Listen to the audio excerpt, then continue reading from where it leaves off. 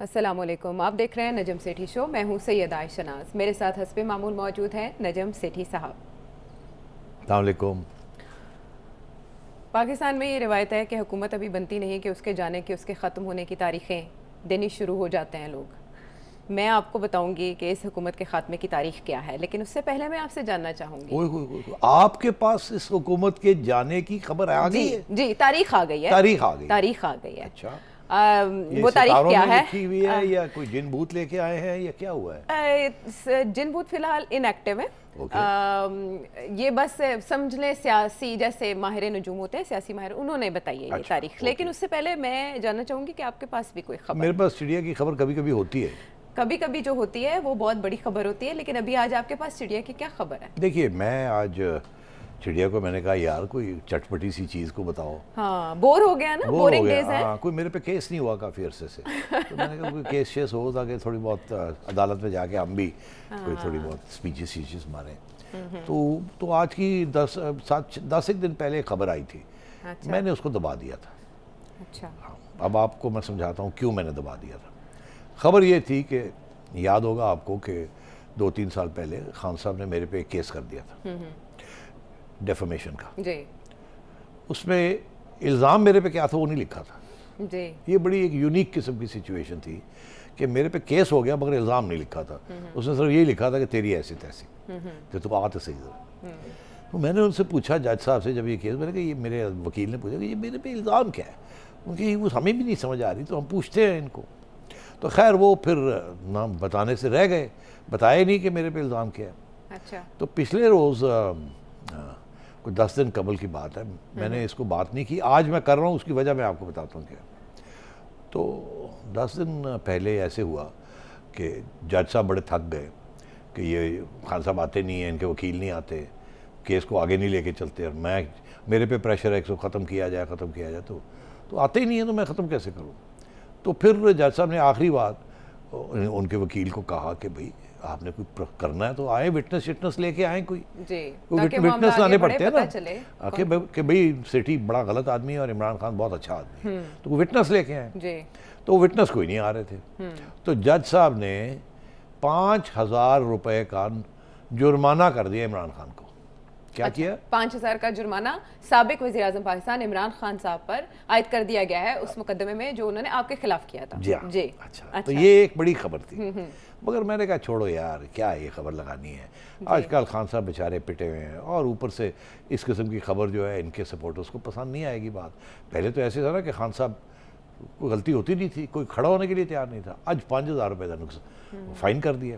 फिर मैंने सोचा कि पता नहीं खान साहब के पास पैसे भी हैं 5,000 रुपये देने के कि नहीं। तो शाखाना की कोई सेविंग नहीं है? मेरा ख्याल है उन्होंने वो सड़कें वड़कें बनवा दी हैं ना, ख़त्म हो गए। हाँ, तो वो पैसे ख़त्म हो गए होंगे। तो फिर मैंने सोचा मगर उनके बड़े दोस्त भी बड़े हैं जो कि 5,000 दे देंगे। तो फिर मेरे वकील ने कहा कि ये मेरा ख्याल है कि अब ये केस ख़त्म होने वाला है। तो मैंने कहा वो क्यों? अच्छा। उन्होंने कहा कि वो विटनेस कोई नहीं लेके आ रहे कि भाई मसला क्या है। तो मैं फिर चुप कर गया। मैंने कहा छोड़ो यार, अब ऐसी क्या बात है, अब हम भी कोई फराख दिली का इजहार करते हैं, छोड़ो। आज जब मुझे देखा कि ट्रेंड क्या चल रहा है ट्विटर के ऊपर। क्या ट्रेंड चल रहा है? ट्विटर के ऊपर बड़े दिलचस्प किस्म के गॉसिप चल रही है, और जिसका ताल्लुक डायरेक्टली या इनडायरेक्टली खान साहब के साथ है। अच्छा। और लोग तुम्हें पता गॉसिप करते हैं ट्विटर के ऊपर। तो वो जब गॉसिप मैंने पढ़ी तो मैंने सोचा अब शायद समझ आ रही है कि विटनेस क्यों नहीं आ रहे। कि अगर बिल्कुल तो खामोशी ही बेहतर है। हाँ, तो बेहतर ये है कि रहने दो, कोई और ही ना कोई चीज़ बन जाए। तो इसलिए बात हमें करनी थी फराह की। जी। बात कहीं चली गई और फराख दिली से आपको फराह साहिबा याद आ गई हैं। फराह याद आ गई। तो खबरें तो सारी फराह बीबी के बारे, जो कि उनकी जूतियों की खबरें तो आ गई, उनके हैंडबैग की खबरें आ गई। अब खबर आई है, हमारे बड़े इन्वेस्टिगेटिव जर्नलिस्ट दोस्तों ने एक अच्छी सी खबर लगाई है कि फराह बेगम जो है और उनके मियाँ जो हैं और उनके वालिद जो हैं, मियाँ के वालिद जो हैं, उनकी कज़न जो है, उनके भाई जो हैं, वो सारे जो हैं वो अरबपति बन चुके हैं पिछले 3 साल में। और फराह बीबी और वो निकल गए यहाँ से, वो दुबई वगैरह पहुँच गए। उसके सारे डिटेल्स आज न्यूज़ अखबार में, शायद जंग अखबार में भी छपे हुए हैं। और मैं पढ़ के हैरान हो गया हूँ जी, कि नाक के नीचे। नाक के नीचे। और फिर मुझे याद आया कि इसकी बैकग्राउंड क्या है। बैकग्राउंड ये है कि एक सीनियर इंटेलिजेंस ऑफिशियल अच्छा। वो खान साहब के पास गए थे, पिछले साल की बात है या उससे पिछले साल की बात है, कि जी पंजाब में ये हो रहा है और वहाँ फ़रा बीबी ये कर रही है और फ़रा बीबी के तल्लकात फ़लाने फ़लाने के साथ हैं, अच्छा। आपके घर वालों के साथ हैं वगैरह वगैरह, और आप इनको रोकें। जी। तो खान साहब ने उस वक्त तो कुछ नहीं कहा कि थैंक यू वेरी मच। तो उसके बाद उनकी छुट्टी करा दी कि चलो निकालो इसको यहाँ से, ये इस किस्म की खबरें मेरे पास लेके आता है। तो बात यह है कि ये बैकग्राउंड इसकी यही है कि लूट मार थी पंजाब में। डीसीज बिकते थे, एसीज बिकते थे, एक्सियंस बिकते थे, पोस्टिंग्स एंड ट्रांसफर्स बिकते थे। करोड़ों रुपए, अरबों रुपए एक ख़ानदान ने कमाए हैं और अब वो भाग गए। और मेरा ख्याल है कि आगे जाके ये खबरें भी आएंगी कि खान साहब का उनके साथ ताल्लुक़ जो है वो टूटने जा रहा है या टूट जाएगा या ऐसा दिखाया जाएगा, ऐसा दिखाया जाएगा। तो ऐसा ये मामला है। अब ये मेरे पास सारी डिटेल्स हैं फ़रा बीबी ने क्या क्या किया। जी। इन्होंने टैक्स एमनेस्टी स्कीम, आपको पता है इमरान खान ने 2018-19 में टैक्स एमनेस्टी स्कीम बनाई थी। तो इन्होंने कोई 32 करोड़ के करीब ब्लैक मनी को वाइट मनी कर लिया था, याद है आपको? जी बिल्कुल। अच्छा, और ये 32 करोड़ कहाँ से आया? वो no questions asked Amnesty, obviously उसमें आपने वाइट करना है तो हो गई वाइट। अच्छा, उसके बाद फ़रा बीबी की जो बहन थी नुसरत खान, उनके पास 15 प्लॉट निकला है LDA सिटी में, और 3 बड़े प्लॉट्स डिफेंस हाउसिंग अथॉरिटी में निकला है, जो कि उन्होंने ये पिछले 3 साल में ख़रीदे हैं। इसीलिए इसी तरीके के साथ मुसर्रत बीबी ने कोई 8 करोड़ रुपए फॉरेन रेमिटेंसेस से आए बाहर से, और हालांकि उनकी कोई कारोबार नहीं है, कोई बिज़नेस नहीं है। और इसी तरीके के साथ फ़रा खान साहिबा के जो फादर इन लॉ हैं चौधरी मोहम्मद इकबाल, उनके भी मुस्लिम लीग नून से उनका ताल्लुक है, उनके भी बड़े लंबे चौड़े ज़मीनें निकलाई हैं और वो भी बेनिफिशियरी रहे हैं, सारे वो भी बेनिफिशियरी रहे हैं। तो सिलसिले के उनके जो मियाँ हैं वो मानते हैं कि उनके पास 19 गाड़ियाँ हैं, एहसन जमील साहब, मगर टैक्स अथॉरिटीज़ को FBI को उन्होंने सिर्फ 2 गाड़ियों की मतलब दिखाया हुआ, बाकी 17 लूट मार का बाजार था। अच्छा, तो पोर्श गाड़ी आपको पता है 8-10 करोड़ की तो पोर्श होती है, वो टोयोटा करोला जैसी नहीं होती या सुजुकी नहीं होती है। अच्छा, तो इसीलिए 2016, 17, 18 में कोई टैक्स रिटर्न्स नहीं फाइल किए। खान साहब पावर में आते हैं तो पैसे आने शुरू हो जाते हैं, कोई पता नहीं चलता कहाँ से आए हैं। फिर टैक्स एमनेस्टी बना दी है, उनके लिए बनाई जाती है, फिर वो उनको टैक्स एमनेस्टी मिल जाती है, and so on and so fourth. ये लंबी चौड़ी लिस्ट है कि उनके भाई शफीक खान साहब ने कितने पैसे बनाए, उसके बाद फ़रा बीबी के वालिद साहब ने क्या किया।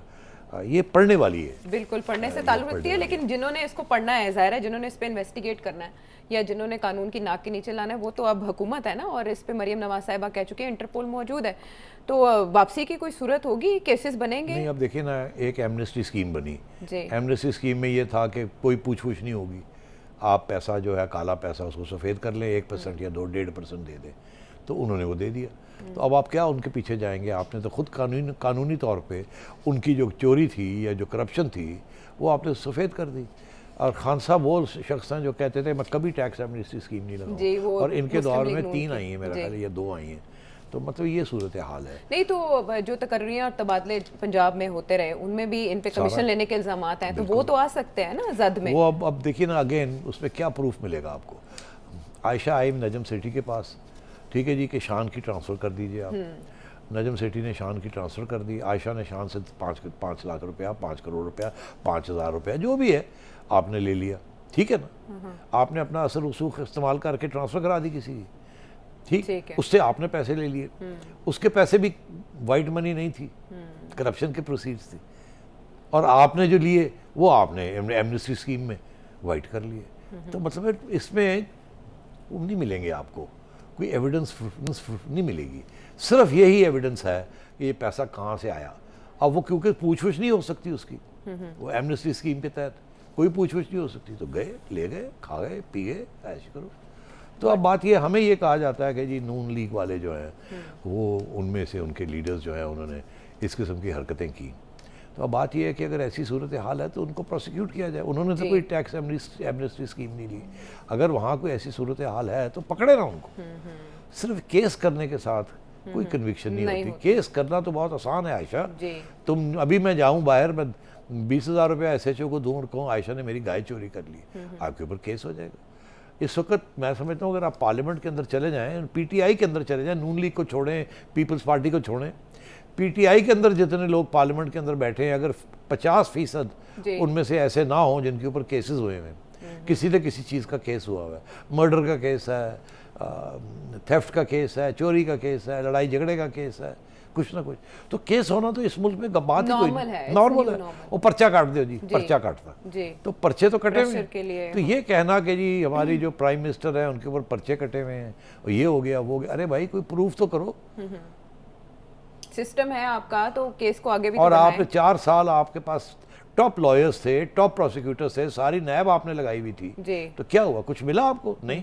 तो इसलिए मैं समझता हूँ ये एक पूरा प्रोपेगेंडा कैंपेन है। मुझे नहीं पता करप्शन हुई है कि नहीं हुई, मगर मैं उस वक्त मानूंगा करप्शन हुई है जब आप अदालत में उसको प्रूव करके करेंगे। अब तो और अदालतों का हाल जो है, लोअर अदालतों का, वो तो आपने देख ही लिया जो हाल है। तो इसलिए अनफॉर्चुनेट है। सब कुछ तो एजेंसीज के निगाह में होता है। वज़ीर आला ऑफिस में बैठ के अगर कोई खातून ऐसे करती रही, जैसे मरियम नवाज कहती है कि वज़ीर आला वो थी, उस्मान बुज़दार नहीं थे, तो वहाँ का तो रिकॉर्ड या कोई ना कोई होगा इस बारे में जिसको बुनियाद बनाकर हुकूमत को इकदाम कर सकती है।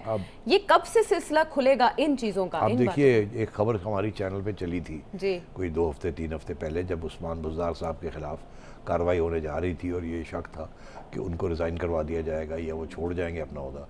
तो उस वक्त ये खबर चली, GOR 7 क्लब और 8 क्लब रोड जो कि दफ्तर है चीफ में, वहाँ 2 ट्रक आए और 2 ट्रक के अंदर बहुत से डॉक्यूमेंट्स लोड करके और वो ले गए। तो यही थे ना, ट्रांसफर्स, पोस्टिंग्स, रिकमेंडेशंस किसकी थी किसकी नहीं थी, वो सारा का सारा रिकॉर्ड उठा डेटा डिलीट भी किया गया, कंप्यूटर्स उठा के ले गए और फाइलें उठा के ले गए, वो गायब हो गई। तो ये होता है इस किस्म की चीज़। चलें, स्टोरीज तो हम हमेशा पढ़ते रहते हैं करप्शन की, और एक और स्टोरी यहाँ छप चुकी है, लेकिन इसका रिजल्ट क्या निकलता है, करप्शन का पैसा पाकिस्तान में वापस कब आएगा, अभी तक तो हमें ये ख्वाब ही लगता है। लेकिन एक और ख्वाब जो इमरान खान साहब देख रहे हैं, शेख रशीद साहब देख रहे हैं, मौजूदा हुकूमत 30 मई से पहले ख़त्म हो जाएगी या 30 मई तक ख़त्म हो जाएगी। ये अप्रैल चल रहा है, शेख रशीद साहब कह रहे हैं। अच्छा। इससे पहले भी आपको पता है उन्होंने 50 दिन की कहानी की बात की थी, फिर आपने उसको एक्सप्लेन किया था, उसमें भी वजन था, हुआ ना कुछ। अब वो क्या कह रहे हैं और 30 मई तक की बात कैसे कर रहे हैं, सुनते हैं उनकी जुबानी। और ये मैं वाजे कर देना चाहता हूँ तमाम लोगों को, इस मुल्क को अगर खाना जंगी से बचाना है, खून रेजी से बचाना है और अपने एहतराम को बरकरार रखना है और इस पाकिस्तान में एक अमन का मसला चाहते हैं, तो ये 30 मई से पहले इंतखाबात का ऐलान कर दें, वरना इमरान खान कॉल देगा और ऐसी कॉल होगी कि सारी कौम इस्लामाबाद होगी। Election election election election election, और वरना अगर जो खून रेजी होगी, जो तशद्दुद होगा, उसके जिम्मेदार ये होंगे। ये कौन जिम्मेदार होंगे? और फिर वो कह रहे हैं अपने एहतराम को बरकरार रखना है। किसको अपने एहतराम को बरकरार रखने से? अच्छा देखिए आयशा, शेख साहब कह रहे हैं कि इलेक्शन करवाएं, नहीं तो 31 मई से पहले ऐसे ही है ना जी, 30 मई से 30 मई को, और नहीं तो फिर खून खराबा होगा, खाना जंगी ये कहा ना उन्होंने। जी। अच्छा, अब बात ये है कि ये इंटीरियर मिनिस्टर हैं, आपको याद होगा कि शायद आपके पास वो क्लिप भी हो जब ये धमकी दे रहे थे कि अगर आप इस्लामाबाद आए तो टांगे तोड़ देंगे। क्या कह रहे थे वो? क्या कह रहे थे वो? है आपके पास? बिल्कुल बिल्कुल, ऐड करते हैं। किसी को किसी का रास्ता रोकने की इजाजत नहीं देंगे। ये बात हर कोई कान खोल के सुन ले, अच्छी तरह कान खोल के सुन ले कि अगर किसी ने कानून को, अमन व अमान को हाथ में लिया तो कानून उनको हाथ में लेगा। इस्लामाबाद इंतजामिया को कहा अगर किसी ने धरना दिया तो धर लिए जाएंगे। अगर आप कानून को छेड़ेंगे तो हम आपको छोड़ेंगे नहीं, चाहे इसका नतीजा कुछ भी क्यों ना निकले। अच्छा, अब शेख साहब ने जो कहा था, मैं अब उसकी थोड़ी सी वजाहत कर दूं। जी। बात यह है कि शेख साहब ने धमकी दी थी, अभी तक राना सनाउल्लाह ने धमकी नहीं दी। जी जी, वजीर दाखिला वो है ना, वजीर दाखिला वो है। शेख साहब अब सड़कों पे हैं जी और वो वजीर दाखिला हैं। पहले वो सड़कों पे आने का इम्कान था उनका कि वो आएंगे और ये धमकियां दे रहे थे कि आओगे तो सही इसी की कराएंगे, जी। तो वो टेबल्स टर्न हो गई हैं। अब क्या होगा? क्या होगा अब? वो राना सनाउल्लाह साहब का तो नाम भी ECL से नहीं निकाला गया। हाँ, वो तो पाकिस्तान में इनके लिए रखे गए हैं क्या? नहीं, ऐसी नहीं बात, वो अलग एक इशू है क्योंकि ड्रग्स के ऊपर जो है वो मसले होते हैं। अच्छा। वो ECL से अगर जब तक वो केस नहीं ख़त्म होगा तो ECL से नहीं उतारेंगे। ये ड्रग नारकोटिक्स जो है इसके लिए बड़े स्पेशल लॉज हैं। ओके, सो इसलिए वो किसी स्टेज पे वो ख़त्म हो जाएगा केस और फिर उतर जाएंगे। Okay okay. अच्छा, अब आइए आप बात कि ये होगा क्या? क्या होगा? देखिए, खान साहब धरने करने जा रहे हैं, ये कहते हैं जी कि एहतजाज होगा, ये होगा, वो होगा। आज के दिन आपको पता है खान साहब ने सारे अपने सपोर्टर्स को कहा था कि इलेक्शन कमीशन ऑफ पाकिस्तान के जो चेयरमैन हैं, जी जी, जितने हेडक्वार्टर्स हैं उनके जहाँ जहाँ हेडक्वार्टर्स उसके बाहर एहतजाज किया जाए। जी, ये पूरी कॉल थी खान साहब। बिल्कुल ऐसे है, और लाखों की तादाद में उन्होंने कहा था निकलेंगे लोग तो प्रोटेस्ट आज कहीं 10, कहीं 12, कहीं 15 ऐसे ही था। जी। गर्मी बहुत ज़्यादा थी सेठी साहब। अभी तो गर्मी आई की नहीं खान, शिद्दत बहुत ज़्यादा। अभी तो गर्मी शुरू नहीं हुई आयशा, गर्मी तो आने वाली है। फिर बात करना ना, अभी तो बड़ा अच्छा मौसम है, मैंने जैकेट शैकेट पहनी हुई है, टाई पहनी हुई है। आप इलेक्शन कमीशन के बाहर नहीं आए। तो अभी तो 100 डिग्री भी नहीं हुआ, अभी तो 120 पे जाएगा टेम्परेचर। ये आप टेम्परेचर की बात कर रहे हैं? हाँ, सियासी टेम्परेचर की बात नहीं कर रहा मैं। अच्छा अच्छा। तो अब बात यह है, इस वक्त 100 से कम है, ओके, फ़ारेनहाइट। तो अब बात यह है कि शेख साहब को मैं एक बात बता दूं कि अगर शेख साहब नैला हैं तो राना सनाउल्लाह दैला है। राना साहब करेंगे क्या? क्या करेंगे? अब शेख साहब को मैं पूरा प्लान ही बता देता हूं ताकि शेख साहब को पता चल जाए। और ये वही प्लान है जो शेख साहब का प्लान था, राना साहब ने वही निकाल के मिट्टी शिट्टी साफ करके प्रेजेंट कर दिया कि जी ये हम करेंगे। अच्छा। जो शेख साहब का इरादा था नून लीग के और PDM के खिलाफ करने का, वही उनका इरादा है इनके खिलाफ करने का। कोई नया प्लान नहीं बना। अच्छा। अब वो होगा क्या? उस वक़्त KP की हुकूमत खान साहब के पास थी, अभी भी खान साहब के पास है। पंजाब की हुकूमत भी खान साहब के पास थी, अब नहीं है। नहीं है। इस्लामाबाद की हुकूमत भी खान साहब के पास थी, अब नहीं है। नहीं है। तो ये है कि जो लोग पिंडी और लाहौर और अंदरूनी पंजाब इधर उधर से अगर जो इस्लामाबाद की तरफ जाएंगे खान साहब की कॉल पे, तो उनको इस्लामाबाद पहुंचने नहीं दिया जाएगा। अच्छा। अगर लाहौर से निकलेंगे तो यहीं रोक लिए जाएंगे। यहीं रोक लिए जाएंगे हाँ। और यहीं उनको जेलों में डाल दिया जाएगा ठीक और है। यहीं कुछ छोटी मोटी टीयर गैसिंग हो जाएगी और यहीं कुछ छोटी मोटी लाठी चार्ज हो जाएगा और यहीं जेलें भर दी जाएंगी। ये वो इनका प्लान नहीं है, ये उनका प्लान था जो कि अब ये इम्प्लीमेंट करेंगे। शेख रशीद साहब का प्लान था जो ये इम्प्लीमेंट करेंगे। आज क्योंकि उनके अब इनके पास एडमिनिस्ट्रेशन होगी। हाँ। इसी तरीके के साथ पिंडी से जो निकलेंगे, और शेख साहब को तो याद होना चाहिए कि एक ज़माने में 2013-14 में, 14 की बात है, 15 में जब धरना खान साहब का हो रहा था और इन्होंने एक आखिरी बार हिम्मत की थी कि चलो जी एक दफ़ा फिर करें कुछ, और इन्होंने KP से लोग बुलाए थे। बिल्कुल। और आपको याद है कि शेख साहब भी पिंडी से भी लोग बुलाए थे, एक जलसा शेख साहब भी लेके। फिर इवेंचुअली वो उस जलसे को रोक दिया गया, थोड़ी बहुत टंगा शंगा तोड़ियाँ उन्होंने पुलिस वाले ने, और शेख साहब एक स्कूटर के पीछे बैठ के गायब हो गए थे। ठीक, अच्छा, अब जो लोग परवेज़ खटक साहब ला रहे थे पेशावर से, वो कोई 2000 के करीब थे, अच्छे खासा गणियाँ आई, लोग लेके आए बसों में। और उस वक़्त मैं इन टच था with the chief police officer जो कि 0 पॉइंट इस्लामाबाद पे स्टेशन था अपनी पुलिस फोर्स लेके, और उनके ऑर्डर्स ये थे कि इनको रोकना, इनको अंदर नहीं आने देना।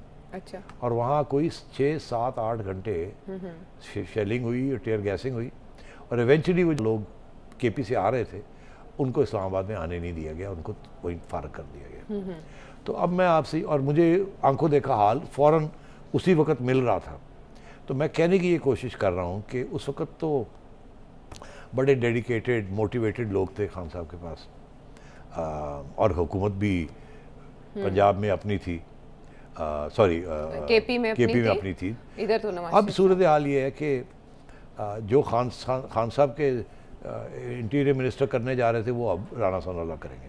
ठीक है। तो खान साहब के लोग इस्लामाबाद D चौक तक नहीं पहुंच सकेंगे। अच्छा, ये प्लान है। हाँ ठीक है, इस प्लान में बाकी आप और अनफोल्ड कीजिएगा। अगर इनका ये ख्याल है कि वहाँ लाखों की तादाद में लोग आएंगे, ये गलत फहमी है। अब नहीं आने दिया जाएगा, और पुलिस के ज़रिए ही, कोई रेंजर्स नहीं आएंगे, कोई और कोई नहीं आएगा, पुलिस के ज़रिए ही प्रीएम्प्टिव स्ट्राइक्स होंगी, प्रीएम्प्टिव से मुराद ये है कि उससे पहले ही जी। गिरफ्तारियां हो जाएंगी और ब्लॉक्स बन जाएंगे, रोड ब्लॉक्स बन जाएंगे और किसी को पहुंचने नहीं दिया जाएगा। पेशगी इकदाम कर लिए जाएंगे। आप मजीद इसको ये अनफोल्ड करने मैं- जा रहे हैं, लेकिन जाहिर है इमरान खान साहब इसको कहाँ बर्दाश्त करेंगे, वो भी इसका कोई प्लान बी लेकर बैठे होंगे। सेठी साहब से जानेंगे इमरान खान साहब की स्ट्रेटजी अभी बाकी है और इस हुकूमत की हिकमत अमली भी। ब्रेक के बाद आते हैं।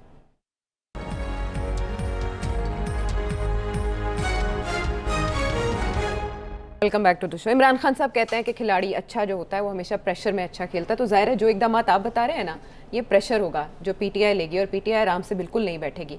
इलेक्शन कमीशन के खिलाफ उन्होंने सिग्नेचर कैंपेन का आगाज़ किया और आप जानते हैं वो सोशल मीडिया के तो किंग हैं, पीटीआई इज़ द किंग। तो क्या काउंटर स्ट्रेटजी होगी? अभी खान साहब ने एक ट्विटर स्पेस के ऊपर जी कोई गपशप मारी थी, जी जी ज़्यादा गप थी और शप कम थी, और उसमें 1-1.5 लाख लोग, तो ये खान साहब ये कैंपेन जो है बिल्कुल मेरा ख्याल है एक ज़बरदस्त किस्म की ये साइनिंग कैंपेन होगी। और इसका इफेक्ट क्योंकि क्या इसमें होगा? कुछ पढ़ने लिखे की बात नहीं होती, सिर्फ टक करना होता है और वो चली जाती है।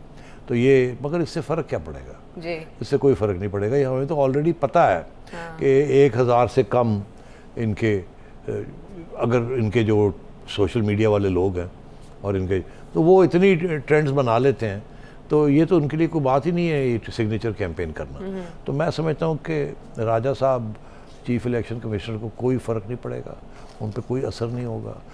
खान साहब की स्ट्रेटजी क्या है? अब आपने ये कहा था तो मैं अब आपको एक्सप्लेन कर दूँ। जी स्टेज 1, रियासत के इदारों के ऊपर प्रेशर डाला जाए। What is good and what is bad, what is right and what is wrong, what is virtue and what is evil. वही अमर बिल मारूफ व नही अनिल मुनकर। ठीक, अमर जी, बिल मारूफ। ये खान साहब का एक बयानिया है जी जिसके साथ वो फौज के ऊपर, जुडिशरी के ऊपर, मीडिया के ऊपर, इलेक्शन कमीशन के ऊपर। इलेक्शन कमीशन के ऊपर, सब के ऊपर वो प्रेशर डाल रहे हैं। जी उस प्रेशर का सिर्फ ये है कि चले आपने मुझे हेल्प बचाया नहीं जब मेरी छुट्टी हो रही थी, तो अब ये है कि इनको निकालें और मुझे वापस लेके आए। ये प्रेशर है। और मैं पहले भी ये कह चुका हूँ कि ये जो इदारे हैं, इनके अंदर बेशतर लोग ऐसे, इन इदारों में जो लोग हैं, जो उनकी फैमिलीज़ हैं, वो खान साहब के सपोर्टर हैं। ये अर्बन मिडिल क्लास का एक फिनोमिनन है, कल्ट। तो ये प्रेशर डाल रहे हैं किसी किस्म का कि अदलिया के ऊपर भी प्रेशर हो, उनके जो जजेस हैं क्योंकि उनकी फैमिलीज़ की तरफ से प्रेशर आए उनके ऊपर, सोशल मीडिया की तरफ से प्रेशर आए, फ़ौज के ऊपर जो अफसर हैं उनके ऊपर प्रेशर आए, वो फिर अपने अफसरों के ऊपर प्रेशर डालें, ताकि ये जो पॉलिसी है न्यूट्रलिटी की ये ख़त्म हो और इनकी तरफ झुकाव हो जाए। ये खान साहब का एक पहला कदम है। जी दूसरा उनका ये है कि ये इस्तेमाल करके और धरना किया जाए और उस वक़्त इस ऐसी सिचुएशन क्रिएट कर दी जाए कि इदारों को इंटरवेंशन करनी पड़े, मार कुटाई का सिचुएशन शुरू हो जाए, इदारे मजबूर हो जाए। पहले प्रेशर है उनके ऊपर, खान साहब का सोशल प्रेशर है, फिर ये एक फ़िज़िकल प्रेशर आ जाए कि जी एनार्की हो गई, ये हो गया, हटाओ जी, लड़ाई हो गई, हटाओ लोगों को, गवर्नमेंट को छुट्टी कराओ और इलेक्शन कॉल करो। तो ये तीसरा उनका दूसरा पहलू है अपनी स्ट्रैटेजी का। तीसरा पहलू भी है। तीसरा पहलू ये है कि अगर इलेक्शन जीत जाते हैं तो अल्लाह खैर सल्ला, फिर तो सारे रियासत के इदारे भी आपके, और आप अगले 10 साल के लिए बैठ जाएंगे और फाशिज्म ले आएंगे आप, और आयशा और नजम सेठी का प्रोग्राम ख़त्म हो जाएगा, अल्लाह खैर सल्ला। और अगर हार जाते हैं तो क्या करेंगे? क्या करेंगे? इलेक्शन रिज़ल्ट ही नहीं मानेंगे, इलेक्शन रिज़ल्ट ही नहीं मानेंगे। अगर ये 30 सीटें जीत जाते हैं, कहते हैं हम नहीं जाएंगे पार्लियामेंट, हम घेराव करेंगे, हम ये करेंगे, जो उन्होंने अब टैक्टिक्स इस्तेमाल किए हैं बिल्कुल ऐसे पॉपुलर प्रेशर डालने के, वही उस वक्त 4 सीटों के ऊपर करते थे ना लड़ाई। 4 हलकों पे 4 सीट थी, बिल्कुल। हल्के थे जहां उन्होंने शोर डाला। उसके बाद फिर ये सोचा कि ये काफ़ी नहीं है, फिर ये कहा कि सेठी ने 35 पंचर लगाए हैं और पूरे की पूरी इलेक्शन चोरी हो गई है। जी फिर वो पूरा शुरू किया जिसके ऊपर धरने वरने शुरू किए इलेक्शन चोरी के ऊपर। फिर खुद ही अग्री किया कि जी एक एक्स चीफ जस्टिस साहब कमीशन बनाए। जब कमीशन ने कहा जी कोई इलेक्शन में रिगिंग नहीं हुई, कोई ऐसी बात नहीं हुई, तो फिर भाग गए वहाँ से। फिर पनामा आ गया, फिर और पनामा आ गया, वो और बात। वो सपोर्ट तो ही मैं और ये तरह कह की। रहा हूँ कि जी। खान साहब का तीसरा डायमेंशन अपने स्ट्रेटजी का ये है कि अगर इलेक्शन हार जाते हैं तो मानेंगे नहीं। अच्छा। और फिर ये प्रेशर डालेंगे कि जी ये मार्शल लॉ लगे इस मुल्क में, और ये जो अपोजिशन है जो कि अगर उस वक्त जीत जाती है तो इनके साथ तावन नहीं होने देंगे। ठीक तो एक क्राइसिस, कंटिन्यूस क्राइसिस जो है, चलती क्राइसिस जो रुकेगी नहीं जी। उस वक्त तक, जब तक ये वापस इक़्तिदार में नहीं आते। ये इनकी कोशिश है ठीक है कि अदारों के ऊपर प्रेशर पड़े कि मुझे वापस लेके आओ, नहीं तो मैं मुल्क को नहीं चलने दूंगा। और इनके जो साथी हैं, नौजवान तबका है, इनकी ये उम्मीद है कि वो इनके साथ through out thick and thin रहेंगे जी। और मेरा ये तजरिया है कि जैसे अब इलेक्शन कमीशन के बाहर 10-15 लोग से ज़्यादा नहीं आए, खान साहब की गलत फहमी है। गर्मी शदीद होगी जब ये अपना लॉन्ग मार्चेस करेंगे, उधर से पिटाई की तैयारी हुई होगी। ये गुलबर्ग और मॉडल टाउन के और डिफेंस के जो लोग हैं ये गाड़ियों में निकलेंगे, ये गाड़ियों में निकलेंगे और लाहौर ब्रिज नहीं ये क्रॉस कर सकेंगे और वहाँ इनकी गाड़ियाँ रुक जाएंगी और वहाँ ये बाहर निकल के और झंडे वंडे करके और अपनी पार्टी शार्टी करके घर आ जाएंगे। जो लोग लोअर मिडिल क्लास के हैं वो निकलेंगे, वो जाने की कोशिश करेंगे, वो टीयर गैस भी लेंगे, वो लड़ाई झगड़े भी करेंगे, मगर उनकी वो तादाद वो नहीं होगी जो कि होनी चाहिए इस किस्म की। अगर सुनामी लानी है आपने तो, और सुनामी का मतलब क्या होता है? सुनामी होता है जो तबाह कर देती है हर चीज़ को। ये नहीं कि सुनामी वो चीज़ होती है जो कि आके पावर सीज कर देती है, नहीं, सुनामी जो है वो तबाही की। बिल्कुल, हमने देखा भी इसका तो रिजल्ट खान भी देखा साहब जब सुनामी आया। सुनामी जब की बात करते हैं तो वो तबाही की बात बेसिकली डिस्ट्रक्शन। और मुल्क की जो तबाही है, खान साहब तुले हुए हैं कि अगर या मुझे बनाया जाए नहीं तो मैं मुल्क की तबाही कर दूंगा, खेलूंगा ना खेलने दूंगा, अब ना खेलूंगा ना खेलेंगे ना खेलने देंगे। अब हमारे जो दोस्त हैं जो पीटीआई में हैं, नौजवान तबका है, उनकी जो नफरत है फॉर दी ओल्ड ऑर्डर, पुराने पाकिस्तान के लिए, वो जो उनकी नफरत है वो उनको अब रोकती है कि कोई हकीकत को पहचानने से। और वो इतने गुस्से में हैं, इतने जज्बे में हैं और वो खान साहब के साथ रहेंगे, मगर क्या उनके लिए बाहर निकल के लड़ेंगे? अभी आप जब जाते हैं तो ये जलसे जो जुलूस होते हैं, मैं समझता हूँ ये आधे रह जाएंगे। जब ये लड़ाई मार कुटाई का वक्त आ जाएगा ना तो ये आधे से भी कम हो जाएंगे। ठीक है, लेकिन सिचुएशन जो है वो ईज की तरफ नहीं जा रही, रिलैक्स नहीं हो रहा मामला, हिजान सा है। इमरान खान साहब जो मुनहरिफ अराकीन है उनके बारे में कुछ कह रहे हैं, वो सुनते हैं। मैं इंतजार कर रहा हूं कि नूर आलम अपने हलके में आए और वोट मांगे लोगों से, और इंशाअल्लाह पाकिस्तान में भी जिधर जिधर ये लौटे जाएंगे वोट मांगने के लिए, मैं इंतजार कर रहा हूं कि इनके लोग, इनकी अवाम इनसे क्या करेगी, मैं उसकी इंतजार कर रहा हूं। सेठ साहब ये बात कर रहे हैं, नूर आलम खान साहब को चैलेंज कर रहे हैं जो कि मेंबर नेशनल असेंबली हैं, और वो साथ ट्वीट कर रहे हैं कि मैं अपने हलके में फिर रहा हूँ और मैं आपकी तरह नहीं हूँ कि मैं कहीं किसी और जगह से लाया गया हूँ, मैं इसी सूबे से ताल्लुक़ रखता हूँ। ये जो रविश खान साहब अपना रहे हैं मुनहरिफ अराकीन के हवाले से, ये क्या रंग लाएगी? और फिर उसको ये लड़ाई झगड़े, हाँ। आपने देखा कि अब बाहर आप सड़कों पे निकले हैं जी, तो पीटीआई वाले लड़ाई झगड़े की तरफ आवाज़ें कसते हैं जी, कसते हैं फिर, और एक दो जगह हो भी गया लड़ाई हुई है, हाथापाई, क्योंकि वो भी फिर चुप नहीं करते लोग, वो भी फिर हिट बैक करते हैं जी। तो ये बिल्कुल लड़ाई झगड़े खून खराबे की तरफ ले जाना चाह रहे हैं। मैंने आपसे एक्सप्लेन किया ना इनकी स्ट्रेटजी क्या है कि केओस क्रिएट किया जाए ताकि जो रियासत के इदारे हैं वो घबरा जाएं और वो आ जाएं और कहें जी बस करो और नुकसान जो है वो अपोजिशन या गवर्नमेंट का होगा, क्योंकि ये तो इक़्तिदार चाहते हैं, उनको फिर इक़्तिदार से निकालना पड़ेगा लड़ाई झगड़े ख़त्म करने के लिए, या ये है कि इनको फिर जेलों में डालेंगे। वो अगर जेलों में डालेंगे तो फिर देखना ये है कि किस हद तक इनको रख सकते हैं और ये फिर कहाँ इनका बैक जो है वो तोड़ते हैं। तो ये आगे गंद पड़ने वाला है, इंस्टेबिलिटी होने वाली है, कन्फ्यूजन होने वाली है, और मैं नहीं समझता कि खान साहब बाज आएंगे, और मुझे लग रहा है कि राना सनाउल्लाह इनको पड़ जाएंगे। अच्छा, लेकिन नक्शा तो आप बड़ा ख़तरनाक सा खींच रहे हैं।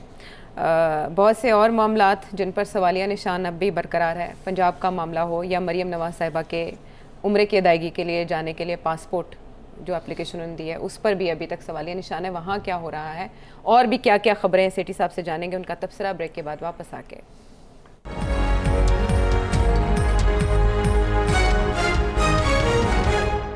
Welcome back to the show. Hamza Shahbaz एक बार फिर अपनी दरख्वास्त के साथ अदालत में, और लाहौर हाई कोर्ट की जानिब से हमने देखा कि सदर पाकिस्तान के बारे में ज़रा सख्त रिमार्क्स दिए गए हैं, लेकिन ये ऊँट किसी करवट नहीं बैठ रहा सेठी साहब। पंजाब की सिचुएशन दिन ब दिन वर्स होती जा रही है, कब हल निकलेगा इस मामले का? देखिए अब ये हाई कोर्ट में है ना, लाहौर हाई कोर्ट में, तो मेरा ख्याल है कि वहाँ से कोई ना कोई हल निकलेगा।